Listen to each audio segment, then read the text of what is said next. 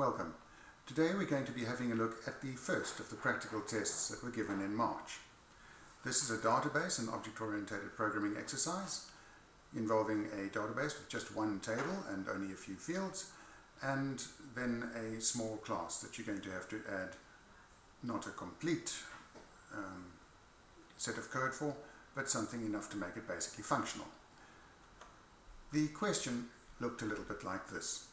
You had on the screen the database, which has in the middle there the 5 fields that were provided in the table, a unique identifier, a number representing a street number, the street, an amount, that will be the last amount that that house sold for, and the year that was sold. Just underneath that you will find the UML diagram for the class that you're going to have to build. You will notice that there are 4 fields: street, number, year and amount, and several methods. The constructor create, a mutator method add sale, format string, an accessor, get amount, another accessor, and then a private method projected value. Pay attention to the small little minus sign next to it. That means this one has to be a private method. Alright, your instructions are over here. Complete the T property sales class. Okay, let's go and have a look at this. We're going to open the T property sales code that was provided for you. Will help to have Delphi show. Alright, on the right hand side of the screen, a little bit underneath my face, so I'm just going to move Delphi down for a moment. On the right hand side of the screen you'll find the code that you're given. UDM, that little bit, is the data module that handles connectivity to the database. You shouldn't have to do anything here. UMain is the code that's provided for the main form, which looks like that. And the last one, uPropertySales, has just about nothing in it. This is where you are expected to code your object class. Let's have a look at that question again. The question asks you, create the parameterized constructor for the class. The constructor should accept actual parameters for street number and street name, and it should also set the amount and year values. These must be initialized to 0. So let's have a look at how we do this. So we'll start working in uPropertySales. uPropertySales is where we're going to be creating our object class. If we have a look at the question again, you start off requiring to create a constructor. The constructor will have 2 parameters, street number and street name, and also it will have to set the 2 other fields, amount and year. So we're going to start with creating that constructor.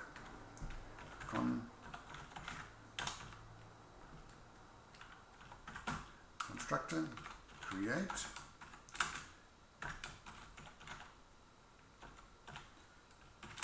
The street parameter is going to be a string that matches with the street field in the class.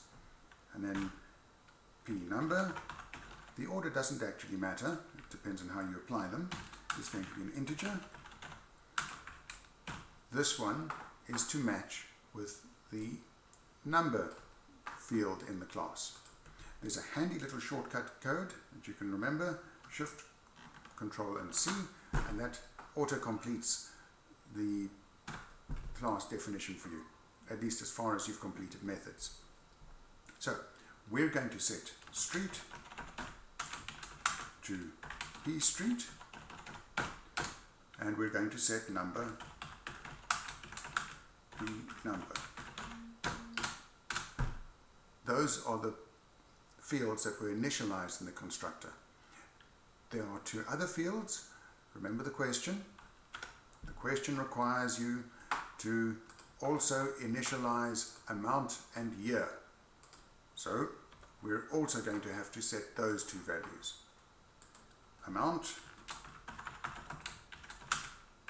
is set to 0, and year is also set to 0. And then we're done. We've now completed the first part of this. Let's have a look at the second part of the question. The second part of the question says, create the method add sale to record the details of the sale of a particular property. This includes amount and year. Alright, we need to make add sale. This is going to be a mutator method, a method which changes a value. By default, we're going to be using procedures for these. Add sale. We're going to take as parameters the amount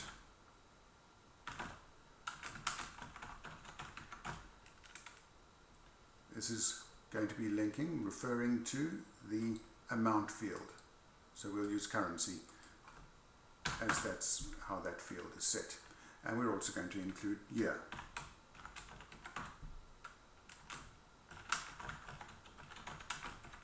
Again, the order doesn't really matter. One thing that does matter though is that the name of your parameter cannot be the same as the name of your field.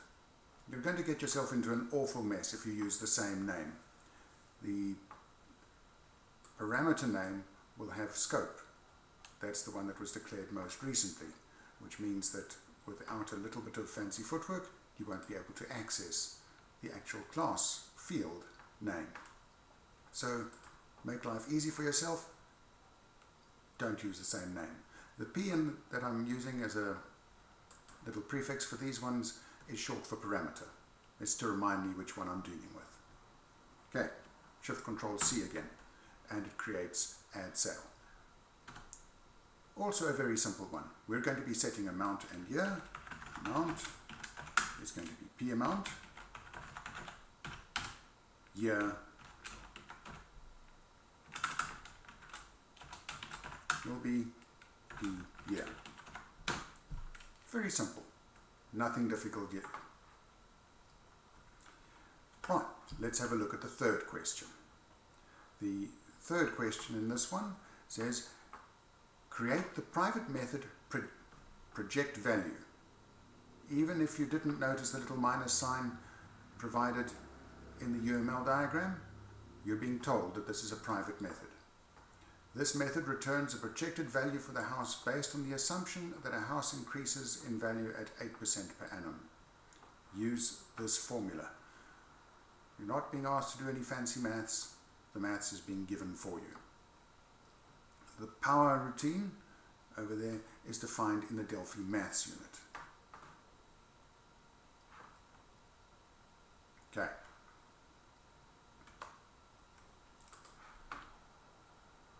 Let's create that one.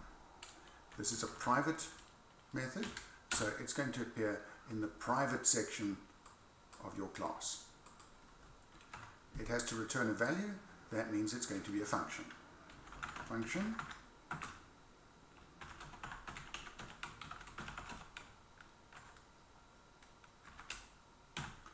it doesn't have any parameters. We'll check that. But you're not told that it has any parameters, so you can assume it doesn't. It's going to be used in other routines though. So you can't just create a new field in the class. The fields are specified. That's what was given you in the UML diagram. And in this particular case, that was what was provided for you as well inside the class definition. So even though you may feel it's a handy way around this, you can't create a new field to store the value. This one has to return a value, and we'll use that returned value later on. In any case, if you think about it and the way this sort of thing would be used, every year the projected value would be different. And if we were being a bit more accurate, in the middle of a year, projected value would be different. It will continually have to be recalculated. So it doesn't make sense to keep this stored as a value in the class. it makes much more sense to recalculate this value as needed. Right, we have there our function definition, Shift Control C, and our... Right, the one thing I'm missing in this at the moment is I need to have a return type.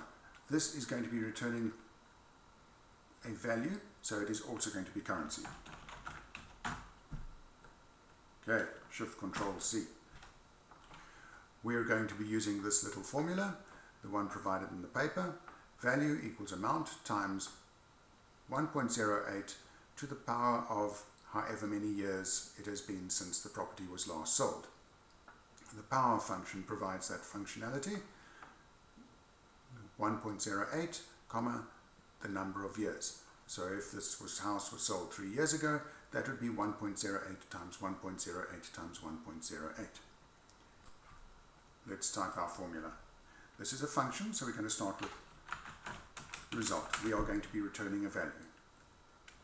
Amount times power. The power function is new to most of you, but you cannot assume that this sort of code will be given as it is given in this particular test. In an actual exam, in your final exam, you will be expected to know this function.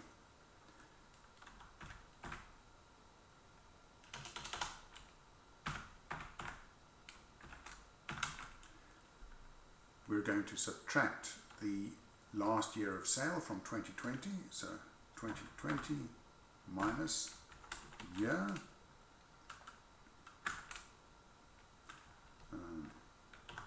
Delete the extra bracket, and there we are. This will return that particular projected value. If you added an extra variable here or there, that doesn't matter. You're welcome to add those extra code features that help you get the job done, but as you do have to return the result. Right, let's have a look at the next question. You're then asked to construct the format string function. The format string function is going to return a formatted string in this format. A street with a number, the year, the price, and a projected value. And you can use that character sequence to make a new line character.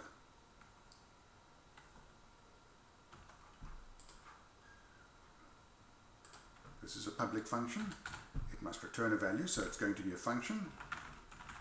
Function format string.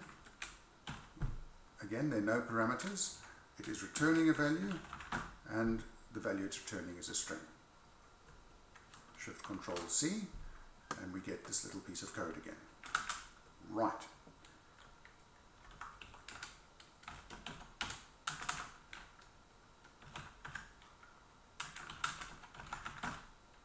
I'm going to use a temporary value to store the string so that I can build it up gradually. And we're going to start with the street number.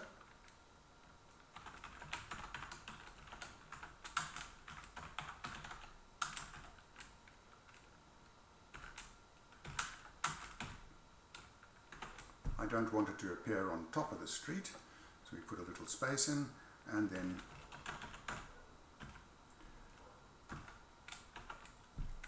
here we're going to add the hash 13, hash 10, which is the Windows new line character.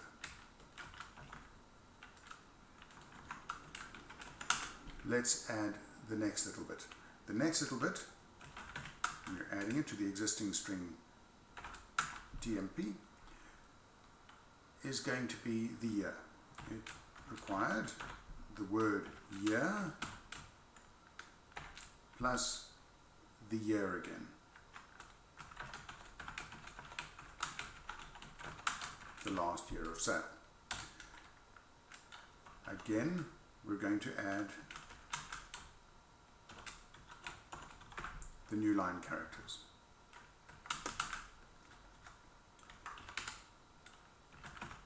Last line, Don't forget that we're building up the string gradually. Projected value.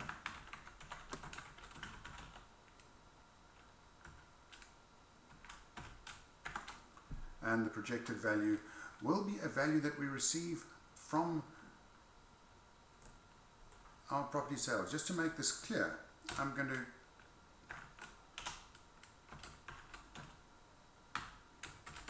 create a temporary variable to store this in. Currency.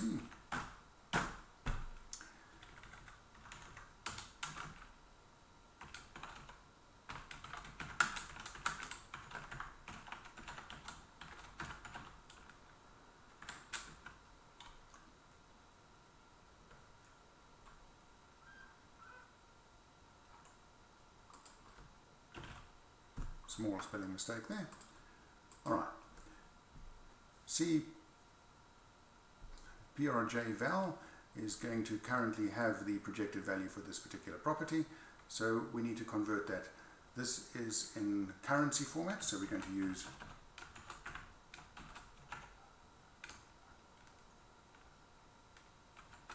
and CPRJ val. It's a function, it has to return a result, otherwise we don't get any use out of it. So result is our string.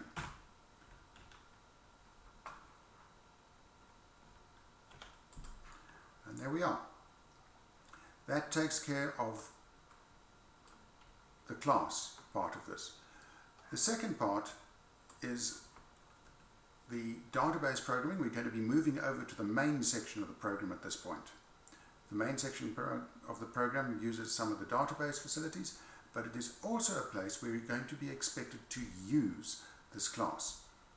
A lot of what you have in there is in object-oriented programming exercises is strictly to test whether you are able to use the class that you have just created and use the methods that that class contains. So this program displays a list of all the house sales. You are going to program a filter and a reset button to make it easy to work with this particular house. So moving over to our main program, this is the screen for the main program. You'll notice the filter and the reset buttons that the question talked about. And we're going to be programming the filter button over here. The code in form show is provided for you. It handles the connection to the database. But one thing you should observe in it is this with dmdo. All the various database functions, those that refer to the table, those that refer to the data set, those that refer to the DB grid, they all are within this section with dmdo. The with keyword changes the default scope in Delphi so that all of these automatically refer to the data module dm. If I don't use with dm, I'm going to have to explicitly put that prefix in front of any database control. So dm dot, and the table's name is this, table prop sales. It's used in that section. Okay, dm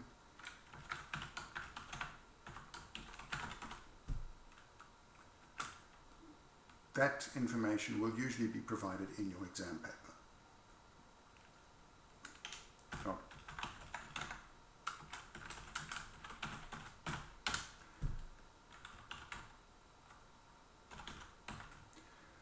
it is probable that the filter is not active, but it's always a good idea to make sure that this is cleared before you start changing it.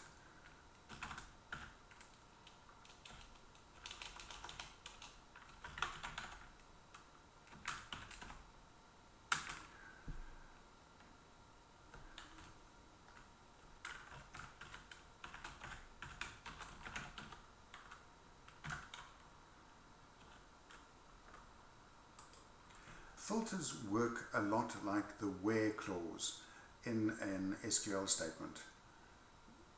At this stage, a number of you haven't yet started with SQL in Delphi, but you will notice a similarity as soon as you do. We are going to be taking one of the fields. The field in this particular case, and to be clear here, this is a field in the database. If you look at the question, we're working with these fields: number, street, amount, and year. We're going to be filtering based on street. So the field name is street. We're going to be checking to see whether this street field is equal to a value provided in the edit box. Quotes are a little bit of a problem. We need to include quotes in this. The Delphi filter would look something along this lines.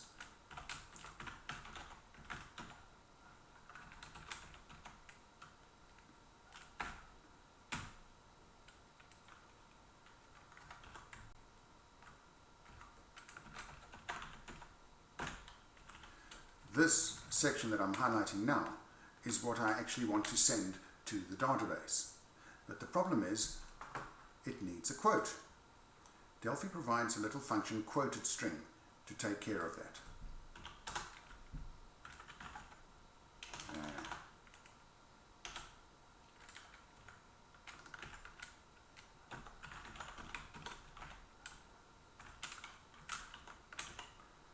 Quoted string automatically puts the correct quotes around any string that you're wanting to insert, and that takes care of a lot of the problems that you may find as different database types sometimes have different requirements for how strings are quoted. We're taking this from the edit box on the form. The edit box is named, you will see there, edit 1.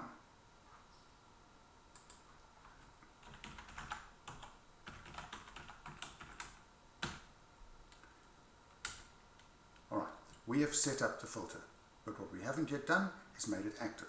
We still have to make it active. Notice that I'm having to prefix everything with DM because I haven't included a with keyword to change scope, which means I have to explicitly refer to the data module every time I'm trying to work with one of the components that's on it.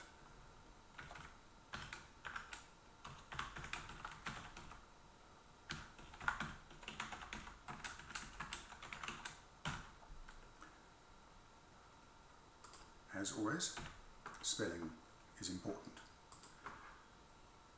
Okay, we're getting there. The last part of this question,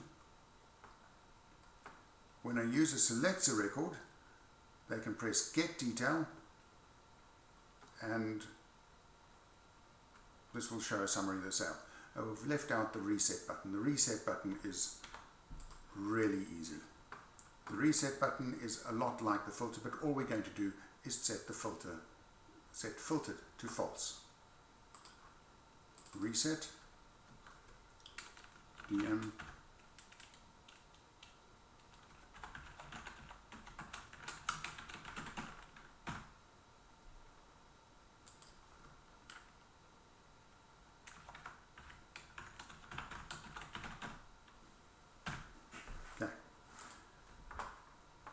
set the filter to false. As soon as you set it to false, the filter disappears or is no longer active, and the entire table will show.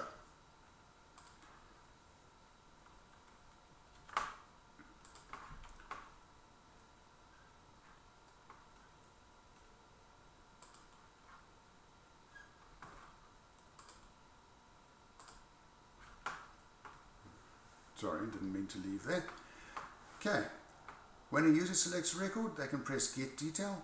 What happens when you press any row on the DB grid is that row immediately becomes the active row in the table. It moves the row pointer in the database to that row, and any value that you're referring to, if you query any field in that database, you are automatically referring to a field in that row. So you don't actually have to do any processing to do this little bit. As soon as they press on a row in the table, we're automatically working with that row. So all we need to do is access that value.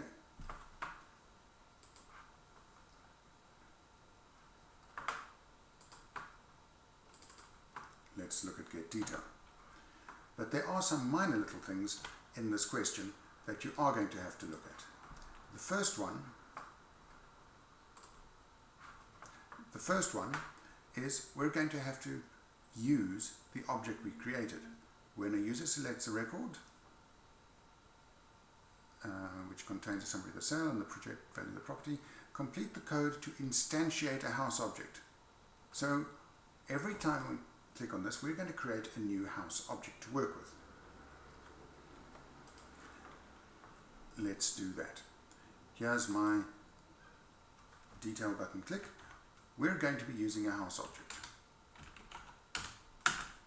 This comes from our unit property sales. So let's call this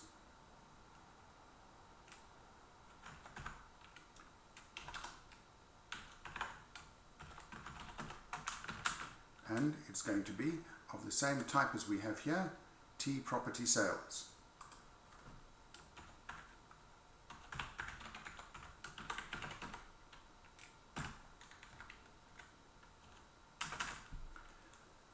The very first step in using it is going to be instantiate the object. While I've reserved the space, I've made a reference to one of these particular objects. What I have not yet done is create the object. If we don't create the object, it doesn't exist in memory. And you're going to get some nice little errors as a result. So we're going to start with creating it. In Delphi,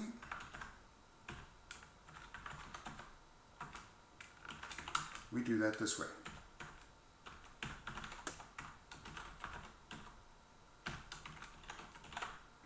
This calls that create method. But remember, I need to have two parameters. Those parameters are going to come from the database.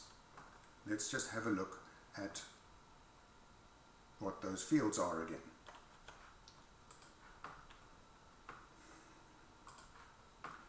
The fields that we're going to be using are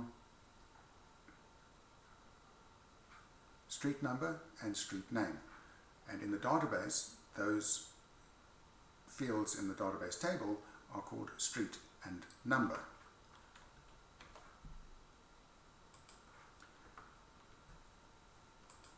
So dm.tbl prop sales, we're referring to that particular table. What order did I have them in my class? Create street first, then number. So here I'm going to have to make sure I keep them in the same order.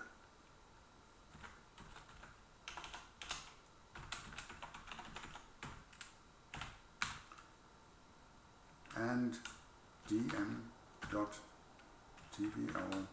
prop sales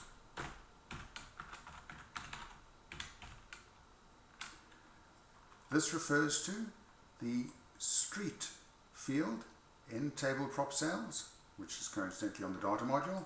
This refers to the number field in table prop sales, also on the data module. And there I have instantiated my object. The last part of this question is use show message to display the message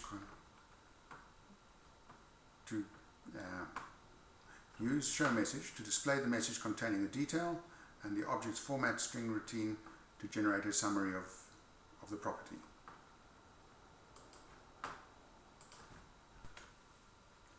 So, the nice thing about an object is a well-designed object does all the heavy lifting for you.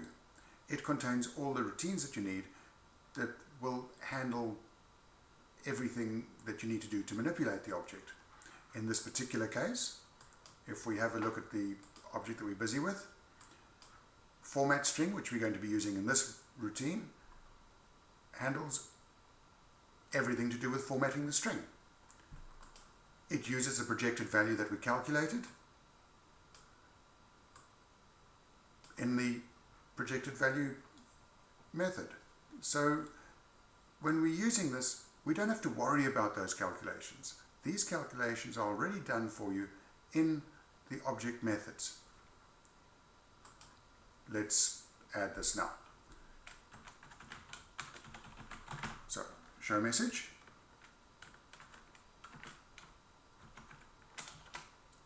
And we're going to refer to our object.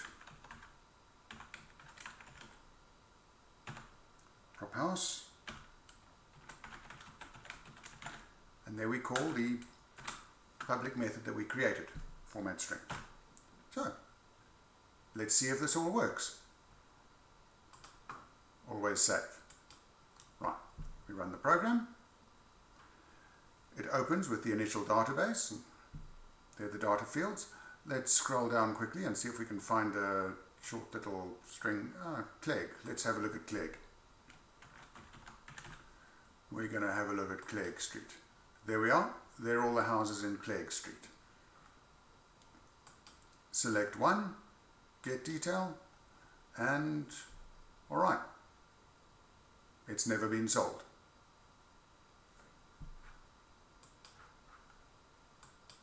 Reset. And that's it. Well, I hope this has all been a little bit helpful to you. See you next time.